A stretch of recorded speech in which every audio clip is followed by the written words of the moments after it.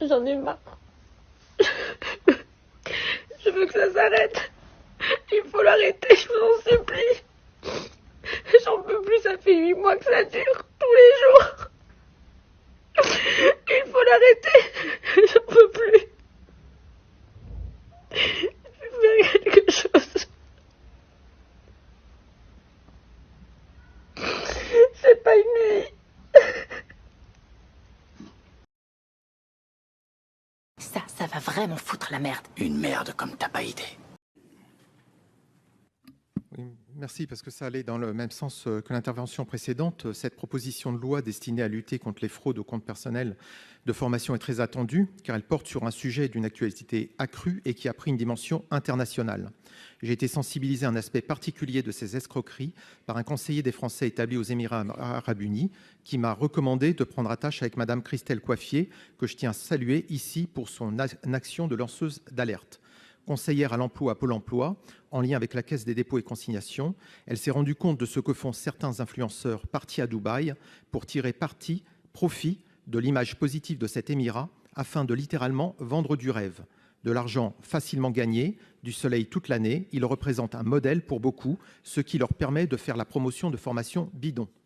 Certains font même la promotion de formations éphémères pour devenir influenceurs. Confrontés à la détresse de chercheurs d'emploi dont le crédit de formation était épuisé à force d'avoir couru après ces mirages, Madame Coiffier a décidé d'alerter sur son temps libre sur les arnaques au CPF montées par ces influenceurs et a reçu le soutien du Stéphane Vogetta, député de la 5e circonscription des Français à l'étranger. La proposition de loi qui nous est présentée doit être accompagnée d'une prise de conscience de cette dimension internationale, car elle va malheureusement de pair avec l'impunité des escrocs. Bruno Le Maire, qui a souvent mis en garde les influenceurs sur leur mode opératoire, a annoncé une table ronde dans quelques jours pour réguler ces pratiques.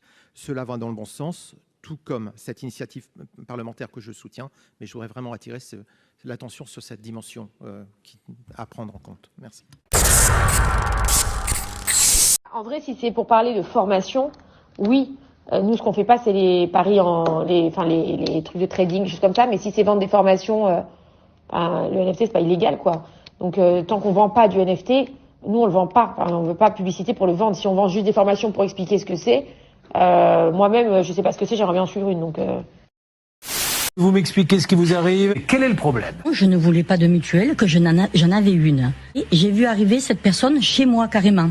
Après que vous ayez dit au téléphone, Oui. je ne veux pas de votre mutuelle. Oui. Il a quand même sonné. Oui, c'est une femme. C'est Samira Yacoubi. Madame Samira Et Yacoubi. sa responsable, c'est Madame Berda. D'accord. J'ai sous les yeux un arrêt de la Cour d'appel de Nîmes qui, sauf erreur de ma part, est définitif et qui condamne la société ADP Courtage Plus à payer des sommes à notre auditrice pour défaut de conseil. En fait, la dame qui l'a démarché de manière un petit peu sauvage était le mandataire apparent de la société. Elle s'est présentée comme le mandataire apparent de cette société de courtage, ce qu'elle n'était pas in fine. Mais la société a été condamnée.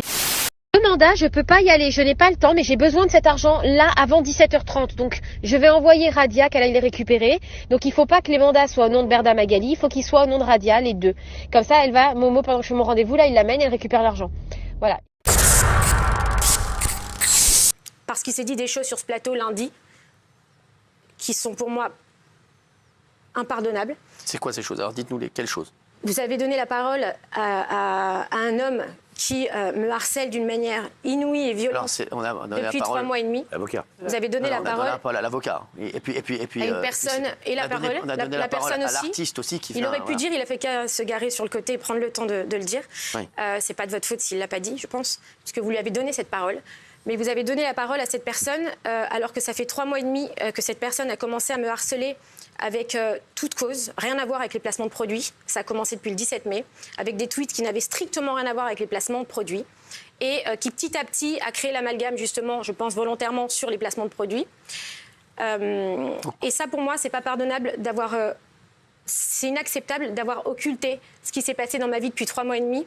Cyril, on est comme une famille ici, vous me l'avez dit à plusieurs reprises et j'ai entendu tous les discours que vous avez tenus sur le cyberharcèlement. S'il vous plaît, je vous non, parce que j'ai besoin. En fait, j'ai le droit de m'exprimer comme eux, ils ont le droit de s'exprimer. Vous avez le droit de vous exprimer, mais l'avocat ne vous a pas attaqué ad nominem. Ils ont dit leur vérité, je veux dire la mienne. J'ai le droit de dire la mienne. Ils ont donné leur vérité. Justement, laissez-moi parler, s'il vous plaît. C'est trop facile, excusez-moi. Je voudrais m'exprimer. Magali, ici, c'est moi qui donne la parole. Donc je vais vous dire ce que vous allez dire ou pas dire. Vous m'avez donné un droit de réponse, j'ai le droit de donner ma réponse. Oui, mais c'est moi le chef du plateau. Donc, quand oui, je mais dis, je suis invitée aujourd'hui, je ne suis pas chroniqueuse. Oui, mais quand je dis stop, c'est stop. Donc je vais vous expliquer quelque chose, Magali Berda. Magali, nous, ce que veulent les gens et ce que veulent savoir les Français, c'est s'il y a des arnaques ou pas. En fait, ça, c'est le chiffre d'affaires qui me manque pour la journée Lily. Donc, en fait, vends-les le max. En fait, si tu me fais de la quantité, que tu me rapportes plusieurs postes, tu vois, et que ça t'atteint 8K sur Carla, moi, ça me va, je m'en fous de ce que tu vends. Tu peux vendre plus à l'un et moins à l'autre, je m'en fous. Ce qui compte, c'est de vraiment essayer d'avoir réglé leur objectif aujourd'hui. Tu comprends ce que je veux te dire? Parce qu'il y a une personne aujourd'hui sur les réseaux sociaux qui a commencé à marceler sur des tonnes de choses qui n'ont rien à voir avec les placements. Effectivement, il y a eu des failles sur les placements de produits. Ce n'est pas un secret. Ça fait 2 ans que j'en parle. Ces failles Ça fait 2 ans que j'appelle à réguler les placements de produits et que je dis, je vous invite à regarder les interviews que j'ai faites sur BFM en 2021. Non, j'ai été transparente. Où j'ai dit, il faut mettre des règles en place. Il faut mettre des règles claires en place pour toutes les agences et tous les influenceurs.